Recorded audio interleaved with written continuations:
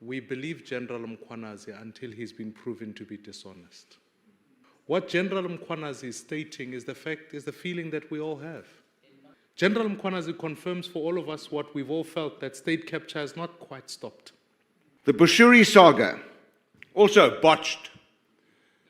He's at large 5 years later, entertaining the former SG of MKP and now president of Maibuye. The Timothy Omotoso case, after 8 years, botched, released. In China today, Mr. Wang Yong was sentenced to death for accepting a 38 million rand bribe. But serious in China. But we're not serious in this country. If we were, many people who are making laws in this parliament wouldn't be here today. Equality before the law and justice are just a myth in South Africa, like the Omotoso case, Sindiso Makaka case, Gupta extradition, Senzo Meyiwa, Cwecwe, state capture cases, and many more. People who should be behind bars are out on the streets, and those who should be free remain behind bars. Is this justice or just ice in a glass of expensive whiskey enjoyed by the deep state when they say cheers to a corrupt system they alone benefit from?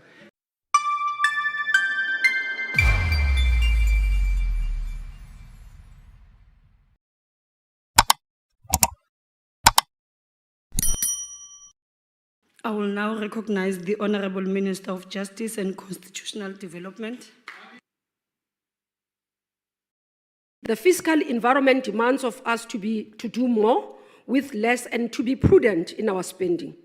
The department will prioritize increasing access in terms of its priorities to justice, the continued implementation of the TRC report as adopted by Parliament, the turnaround of the master's offices, improved state litigation, the fight against gender-based violence and femicide, fighting fraud and corruption, acceleration of transformation of legal sector, operationalization of the traditional courts, and review of all apartheid laws. Honorable members, I have the pleasure as a Minister of Justice and Constitutional Development to table budget vote number 25 for your approval. Thank you very much.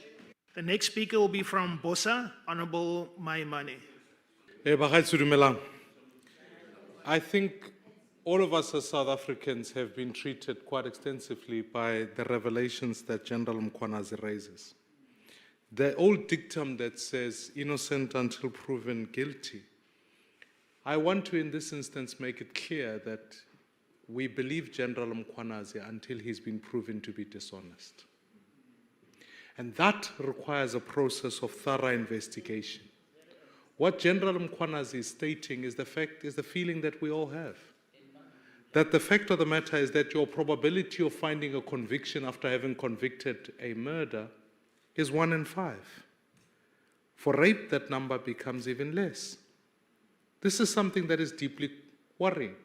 General Mkhwanazi confirms for all of us what we've all felt, that state capture has not quite stopped. That it is something that is continuing, and we all feel it in our day-to-day lived experiences.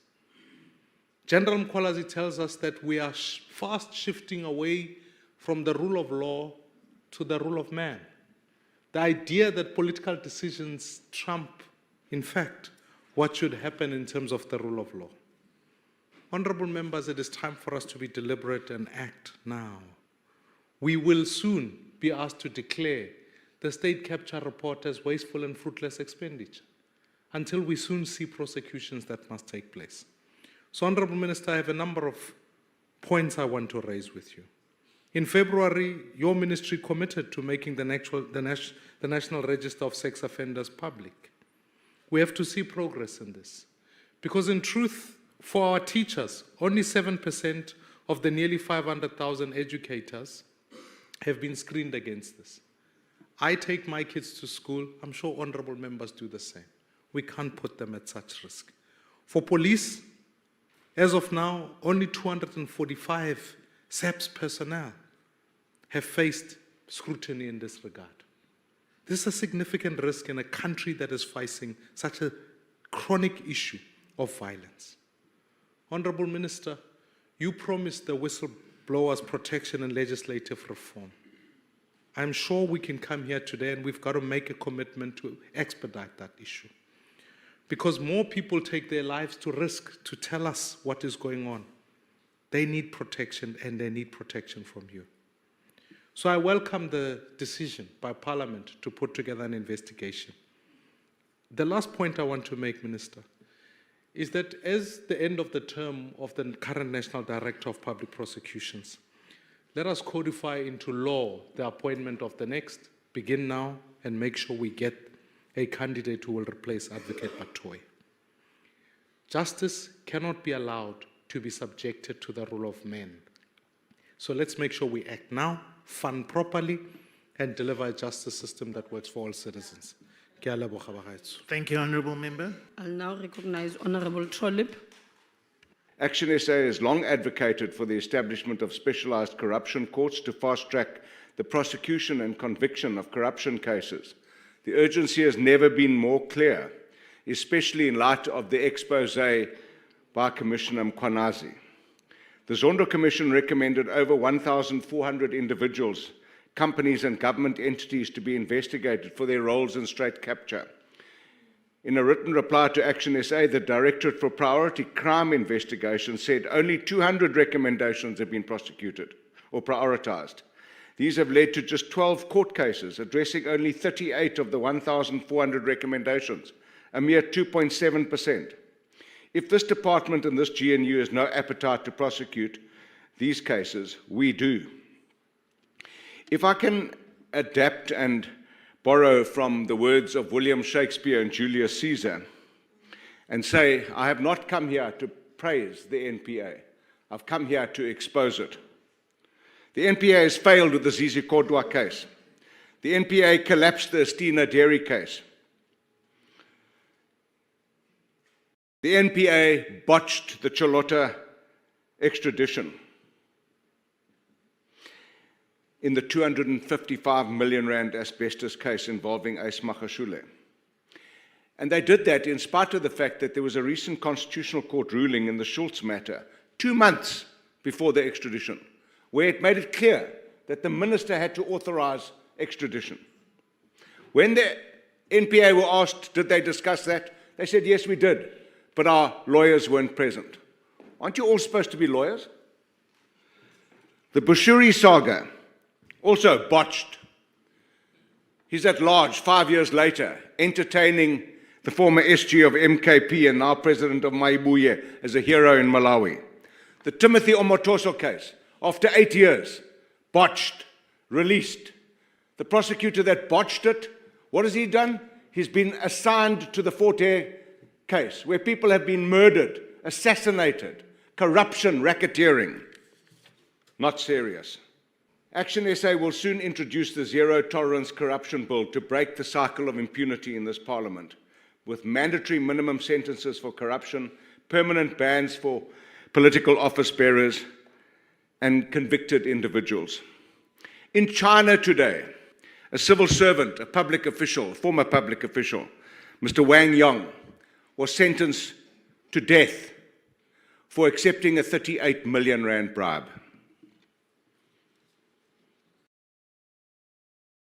Serious China, malunga bantu bahwapilizai. But we're not serious in this country.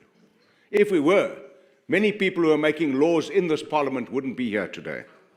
Action SA cannot support this budget until criminal legislators and members of this executive and in the ranks of the opposition are put behind bars. Thank you.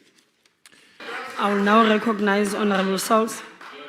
Thank you very much, Honourable House Chair.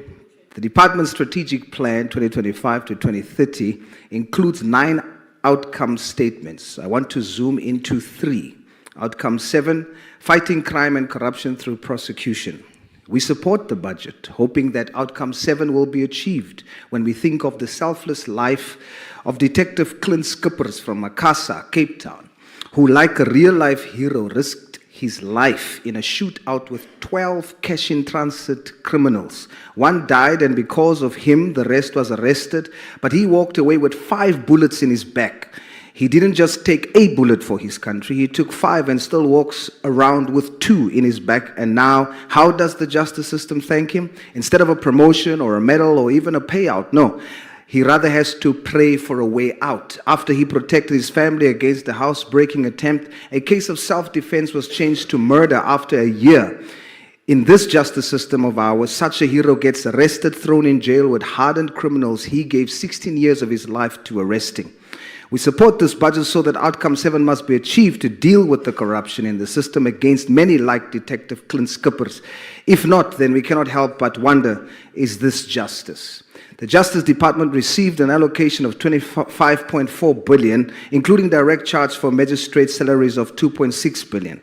We are making sure magistrates' salaries are secured, yet magistrates like Judge Morolong in Kimberley today gave an illegal immigrant who murdered 3 South African young people, Opile Jonas, Michaela Boysen, and Calvino Matthews, a mere 5 years, running concurrently with 2 years suspended. Hurreal, we must ask, is this justice?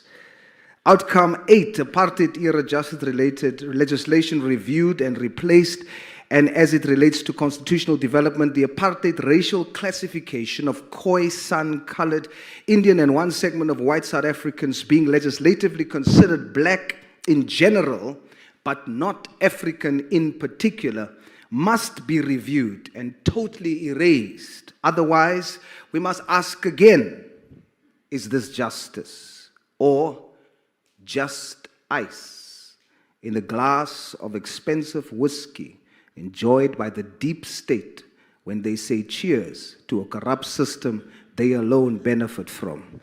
PA supports. Munib Baizali, Minister. Salute. Thank you, Honorable Member. I'll now recognize Honorable Musala. The National Prosecuting Authority, meant to be the cornerstone of justice, remain a sub-program under this vote. It is politically and financially tied in the same executive it must prosecute. 106 million was stripped from the investigating directorate, while cases like the Palapala, the National Lottery scandal, and the Gupta extraditions remain frozen. Just over a month ago, the National Director of Public Prosecution, Shamila Batoyi, admitted on national television that the NPA is infiltrated. Instead of facing this reality, the minister rushed to defend her, saying she used the wrong word. That is not leadership, it's a coordinated cover-up. The truth is the NPA will never prosecute powerful politicians while it is funded and controlled by them. This budget keeps the NPA on a financial leash and corruption off the hook. In this same climate of protection, we must locate today's revelation. Lieutenant General Mkhwanazi confirmed that the Minister of Police, Senzo Mchunu, solicited funding from a businessman with 3 billion in SAPS contract. Mchunu denied knowing the man, but evidence proves otherwise. Mchunu also disbanded the political killing stars team in KZN and froze posts in crime intelligence. These are not blinders, they are tactics to collapse accountability. Yes, Mkhwanazi is not under this vote, but the Department of Justice is the gatekeeper to prosecution, and this budget gives it no tool to act. There's no funding for high-risk corruption cases, no whistleblower protection, no independence for the NPA. Chairperson, justice dies like this, not because of firing of bullets, but through budget that stuff the truth. There's always money to protect corruption, but nothing to prosecute it. Until Shamila Batoyi leaves, we will never rest as the EFF. Thank you so much. I will now recognize Honorable Nomvalo. Thank you very much, House Chair. As the MK Party, we rise to pledge our unwavering support to Lieutenant General Mkhwanazi for his bravery and fearlessness that he demonstrated in the past few days.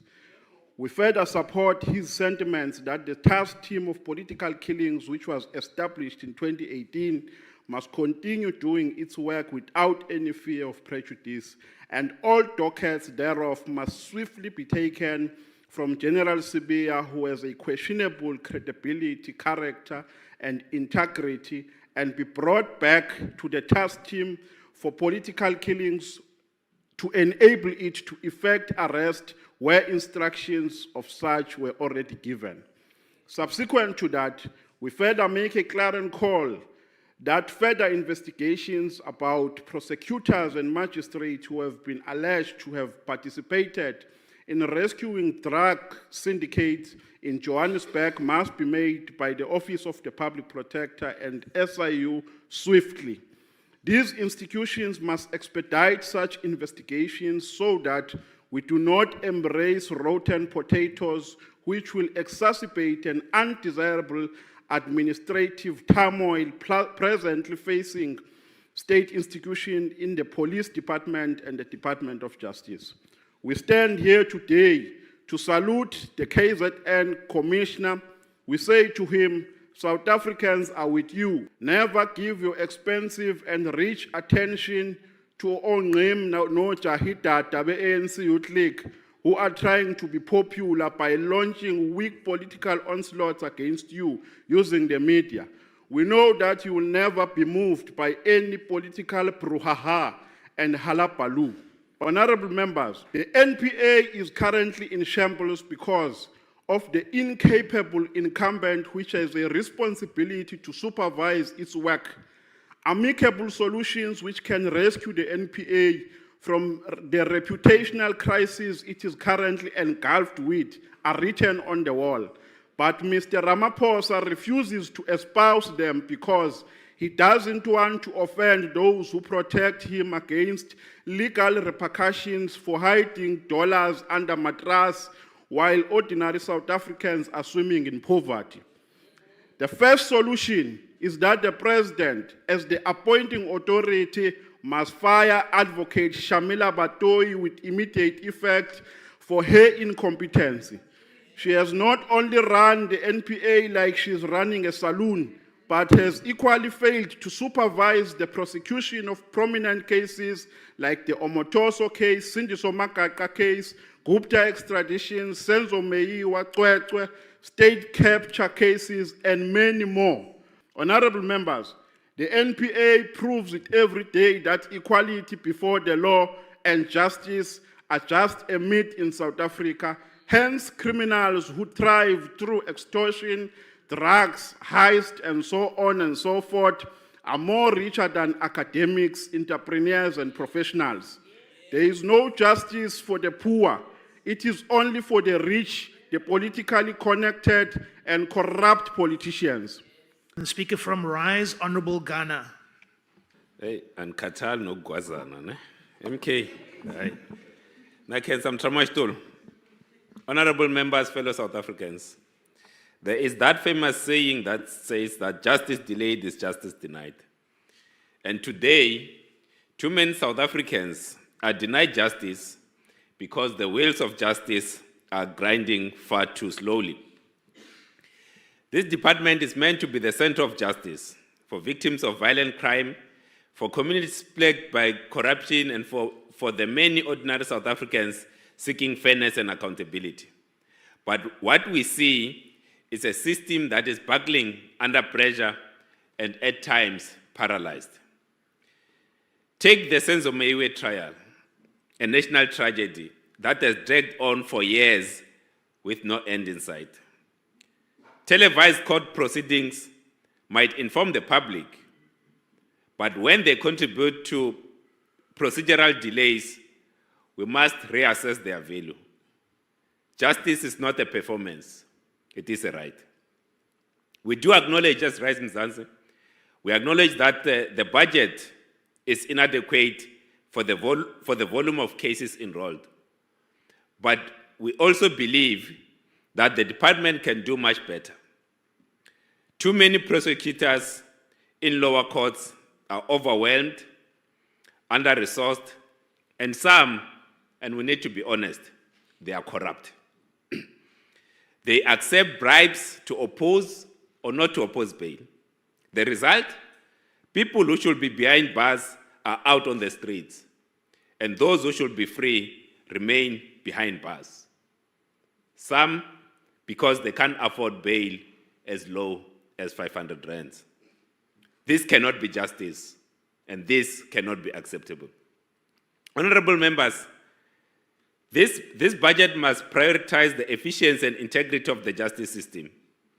That starts with a well-trained, well-supported, and honest prosecutors. Those who are unwilling to serve with integrity should be shown the door. And last week, Honorable Groenewald, Minister, wanted to open the door that was closed, and he wanted us to discuss corporal punishment. And as Rise Mzansi, we reject the return of corporal punishment. It is regressive and unconstitutional. Instead, let us promote community services and alternative centers to petty crimes.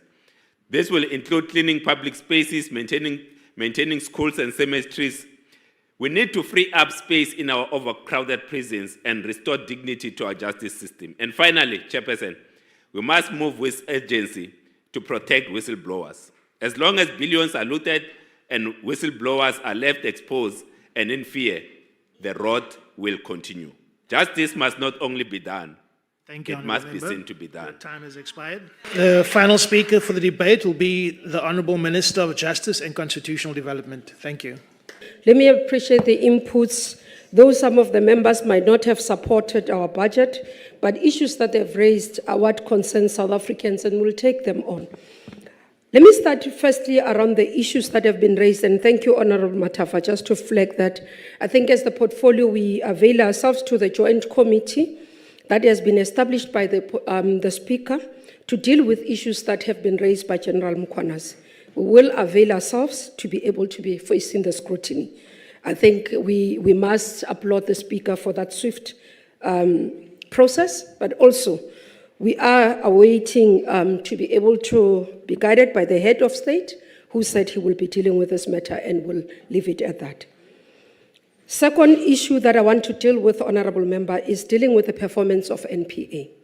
Factually, this is what is happening in terms of the issues of the Zondo Commission.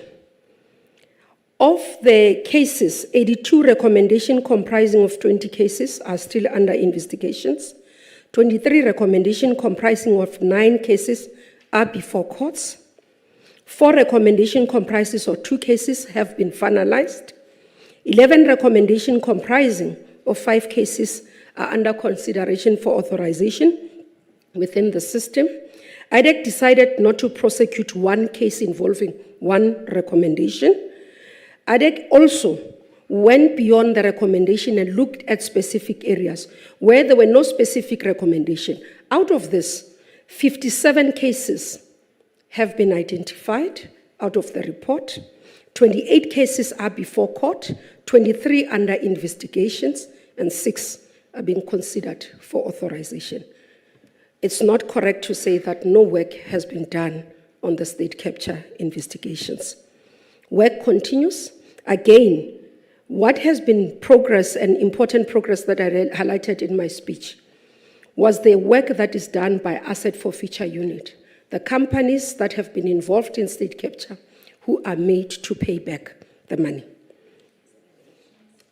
Building investment confidence is important, and that's why fighting crime and corruption does have a role, because investors look at one of the areas around our ability to be able to fight crime and corruption, and that's why we remain committed. You'd note, honourable members, that we have announced that in the portfolio we will be embarking on lifestyle audit across. In state attorneys, all of them, starting from the bottom to the top. In prosecutors, all of them, we're starting with senior management. In master's office, all of them. In legal aid, that work has started and I've received the report. And all of them, including the department, all of them are submitting, all entities are submitting quarterly reports in terms of progress so that I can look at how far they are going and what is happening. So the first reports have come, and I do write to them to say I need the first report. So we will continue with this. Where I must acknowledge, honourable members, our work around whistleblowing protection intervention in the country is not sufficient, that I must say. We've acknowledged this, and that's why the President announced that we will be doing the review, and the work that has started by SIU will enhance. It is not correct to see in the news, to hear families losing loved ones who have been committed as public servants. In the portfolio, we have intervened to say we want ethical and capable employees. I have upfront said to the team, we will do everything in our powers to ensure that we build that. And we do believe that it is possible, it is capable, because those who serve the state and those who decide to join public service must know it's about saving, it's not about lavish lifestyle and better things. And we've said that those who want to own Ferraris with no trust funds from their parents means they can't be in state, because otherwise they'll end up doing wrong things. We have dismissed officials since I've been here, literally. Almost every week we are dismissing more than 10 officials in the justice portfolio, because we are ensuring that there are we're operating with no tolerance in terms of ensuring that people can do right. If somebody has taken money fraud, irrespective of 1,000, we are dismissing them. That I can assure you. Those officials who are maintenance officers, who are redirecting money out of the accounts of children to themselves, we've dismissed them and will continue to dismiss them. This is an ethical drive that we are driving in the portfolio, and we do believe that it will change the situation. Honorable members, on the issue of amendment of the Constitution and the budget structure, those powers lies with you. Thank you.